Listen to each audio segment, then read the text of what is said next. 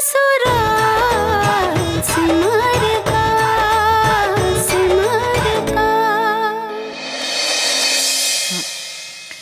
झुमकी, जी माता जी। एक बार बड़ी बहू से पूछ लेना क्या क्या करना है, उस हिसाब से ही करना। जी माता जी।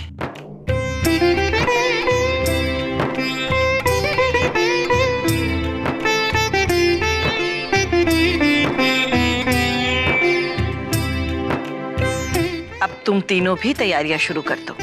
माताजी, मैंने तो पूजा के लिए सारी तैयारियां पहले से ही शुरू कर दी हैं। और इस बार मैं पूजा के लिए एक स्पेशल बर्फी भी बना रही हूँ। बहुत स्वादिष्ट होगी माताजी। हाँ बना। मैं सिर्फ पूजा की तैयारी के बारे में नहीं कह रही हूँ, प्रेम के स्वागत की तैयारी भी शुरू कर दो। प्रेम आ रहा है? फोन किया था क्या उन्होंने? लेकिन ऐसे अचानक? नहीं, फोन नहीं किया, पर मैं जानती हूँ वो आज जरूर आएगा। आज उसके दादाजी के जन्मदिन की पूजा है। ऐसा कभी नहीं हुआ कि वो आज के दिन ना आया हो। क्यों? क्या तुम में से किसी को ऐसा लगता है कि वो नहीं आएगा? ऐसी बात नहीं है माताजी, लेकिन अभी अभी तो उनके एग्जाम्स खत्म हुए हैं और इनसे बात हुई थी तो उन्होंने कुछ बताया नहीं था आने के बारे में।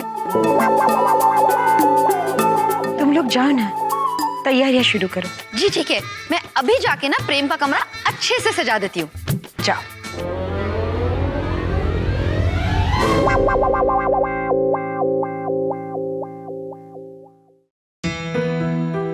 बड़ी बहू जी, इन तीनों को तुम्हारी मदद की सख्त जरूरत है।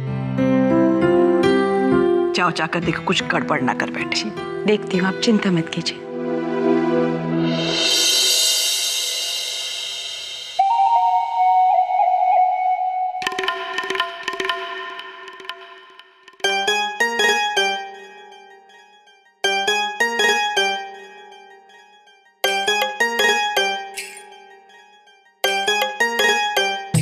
मैं जानती हूं इन बहुओं को लगता है वो नहीं आएगा। परीक्षाएं खत्म हुई है, यार दोस्तों के साथ घूमने फिरने जाएगा। लेकिन नहीं, मैं अपने पोते को अच्छी तरह से जानती हूं। आपके जन्मदिन की पूजा हो और प्रेम ना आए, ऐसा हो ही नहीं सकता।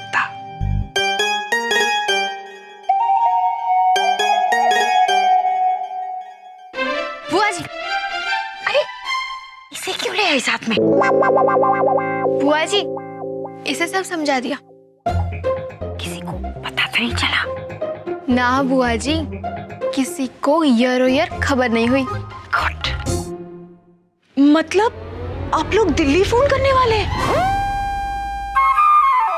अरे पापा को पता चल गया तो पता नहीं हमारे साथ क्या होगा। अरे बेटा, तेरे पापा की परेशानी दूर करने का यही तो एक रास्ता है। देखो, बुजुर्ग कह गए हैं कि अगर सीधी उंगली से घी ना निकले ना तो उंगली टेढ़ी करो। टेढ़ी उंगली करके नंबर लगाते हैं। बुआ जी, हाँ, इस सीन के सारे डायलॉग याद कर लिए ना? उन लोगों को पता चला ना तो देख लेना।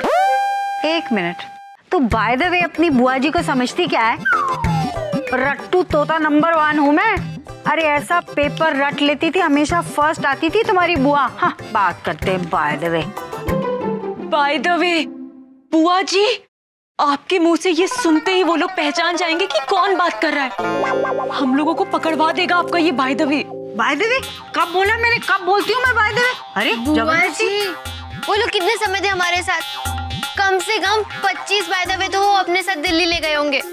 और बुआ जी, 1 महीने तक तो बाय द वे सुनते ही उनके मन में सबसे पहले आपका ही चेहरा आएगा। ठीक है, तू बात कर। मैं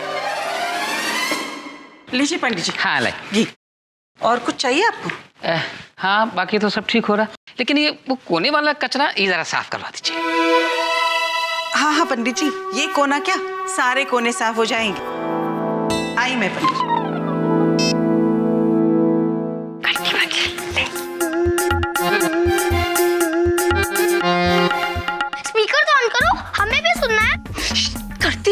जा। जल्दी करो।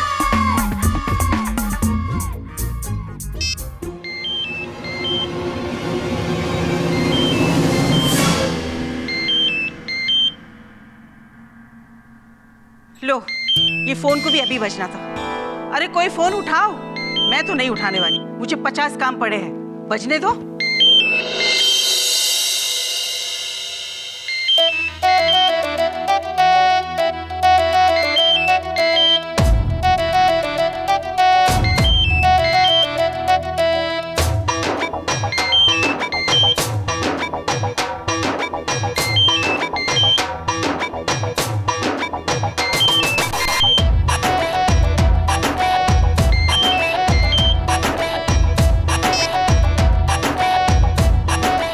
हेलो हेलो जी, क्या ये दिल्ली वाली माता जी का नंबर है? जी हाँ, मैं उनका पोता बोल रहा हूँ।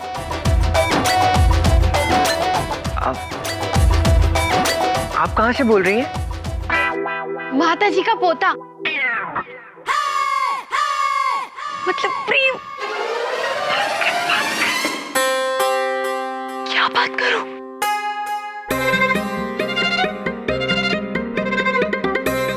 हेलो हेलो, कौन बोल रहा है?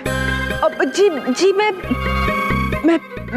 वृंदावन के एक आश्रम से बोल रही हूँ। दरअसल मुझे माता जी का धन्यवाद करना था। अब उन्होंने हमारे आश्रम में बहुत बड़ा दान दिया। अरे वाह, ये तो बहुत बहुत प्रसन्नता की बात है। आप वैसे कौन से आश्रम से बोल रही हैं? प्रेमानंद आश्रम।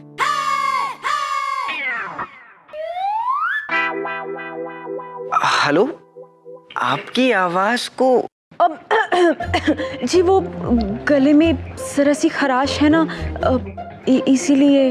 अच्छा, ये तो बड़ी आश्चर्य की बात है। आप अपने आश्रम में बनी हर्बल चाय क्यों नहीं पीती? बड़ा नाम सुना है हमने प्रेम आनंद आश्रम का। बड़ी इच्छा है वहां पर जाकर दर्शन करने। सोचिए, असम में खमक्या देवी के मंदिर हो आया, और तो और मदुराई की मीनाक्षी देवी के दर्शन भी मिल गए। मीनादीपुर बालाजी के दर्शन के सौभाग्य है हम पर,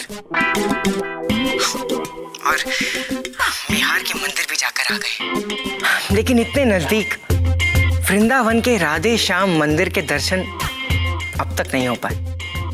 वैसे तो मैं दिल्ली के बाबा बंगाली के आश्रम जाते रहता हूँ। अभी मैं और मेरे साथियों ने घर घर जाकर चंदा इकट्ठा किया है महाहवन के लिए। हवन? आपकी तो शादी होने वाली है ना बट। अरे, आपकी आवाज तो पल पल में नहीं सुनाई दे रही है। अब बीमारियां बीमारियां, विश्व में कैसी नई नई बीमारियां आ गई हैं। लेकिन मैं कह रहा हूं, ये बीमारियां नहीं, संकेत है, संकेत कि इस दुनिया में कितना पाप बढ़ गया है और पुण्य। और जी, आपकी दादी ने यहाँ पर प्रार्थना की थी आपकी शादी के लिए। माता जी तो मेरे बचपन से ही ऐसी प्रार्थना करती आ रही। अरे उन्हें तो इस बात का डर लगा रहता है कि ये निर्मोही गृहस्थ आश्रम में कैसे प्रवेश करेगा। लेकिन सच पूछिए तो ये सब मोह माया है। मगर माता जी की बातों को मैं टाल नहीं सकता। उन्होंने अगर कसम दे दी तो शादी तो करनी पड़ेगी। लेकिन शादी का ये मतलब नहीं कि आध्यात्मिक यात्रा का अंत है। साधक तो भीड़ में भी अकेला है, बस्ती में भी बंजारा है।